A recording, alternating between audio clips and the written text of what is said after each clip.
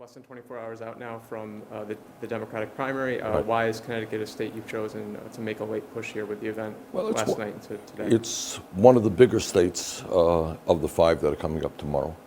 We think we have, if the turnout is high, a good chance to win Connecticut. I think the message that we're bringing forth, that we have got to go beyond establishment politics and economics. We got to end the decline of the American middle class and massive levels of income and wealth inequality, that we have to make public colleges and universities tuition free, and that we do have to ask the wealthiest people and the largest corporations to start paying their fair share of taxes. My impression is that is a message that is resonating throughout Connecticut. Yesterday in New Haven, when we just had an extraordinary turnout at our rally, we had about 14,000 people out. So we're feeling pretty good. You mentioned the taxing the wealthiest and making them pay their fair share, which has been a big part of your campaign. In Connecticut, we've had tax increases over the last couple of years. We reported earlier this year that there were some billionaires that left Connecticut and went to Florida, and the state took an income tax hit from that. So how do you find a balance between...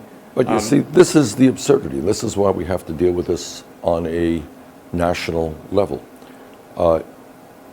We have massive levels of wealth inequality in America. You have the top 1/10 of 1% now owning almost as much wealth as the bottom 90%. And here you have children in Connecticut, as in many other states, who are living in dire poverty. And these billionaires are saying, well, I don't want to pay my fair share of taxes. I'm going to leave Connecticut, or I'm going to leave Vermont, or I'm going to go to Florida. Well, that's why we need to deal with these issues on a national basis. These people can, made their money in a given state and then they're selling out those states. That's not acceptable. And I believe that when you have the wealthiest people doing phenomenally well, while the middle class is in decline, while most of our people are working longer hours for low wages, you know what? I do believe very strongly that they're going to have to start paying their fair share of taxes. And that there's a way nationally that could be done. Well, of course there is. Yeah. Of course there is. You've assembled this coalition. You say you want to make a political revolution. Looking beyond the Democratic primary, if you're not the nominee, where do you see this group that you've assembled, these people you've assembled, kind of what's your role in that going forward? Well, we don't have to worry about my role, because first of all, we are in this thing to win. We think we have a good chance to win here in Connecticut, in Rhode Island, maybe some other states tomorrow. So we're going to fight to win the Democratic nomination. But if I win or if I lose, what has happened in this campaign is that millions of people have become involved in the political process.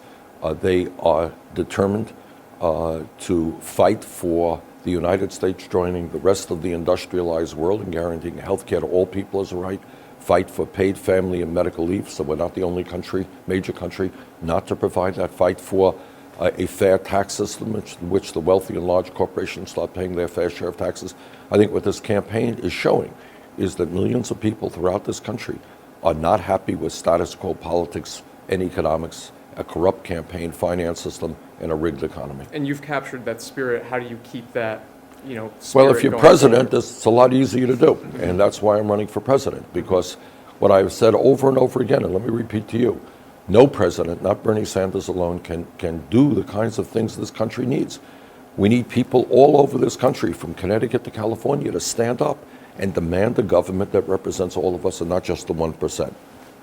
And one issue that the Clinton campaign has brought up here in Connecticut is the Protection of Lawful Commerce and Arms Act, and they've been critical of your vote there in the Senate. I know you co-sponsored a piece of legislation that would repeal that. If you were president, would you sign a bill to repeal PLACA?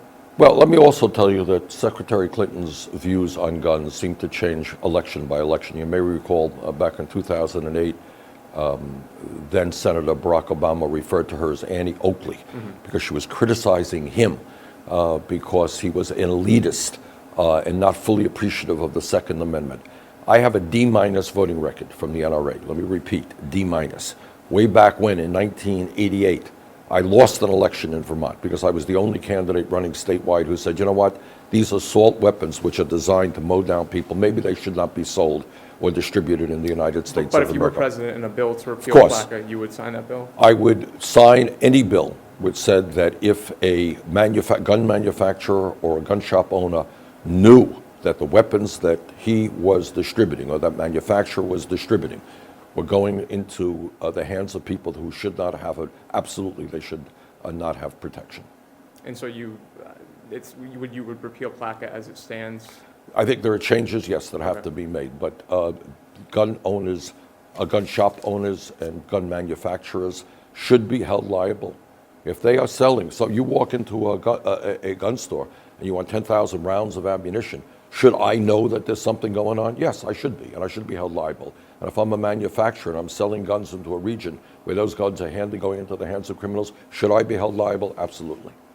And then just the last question, why do you think that what is it about this political climate that it seems like your message of, wealth, income inequality, money in campaigns, it just seems to have really caught fire this particular cycle? Because people are catching on to the corruption of our campaign finance system. You can be a conservative, you can be a progressive, but you don't think that billionaires should be able to buy elections.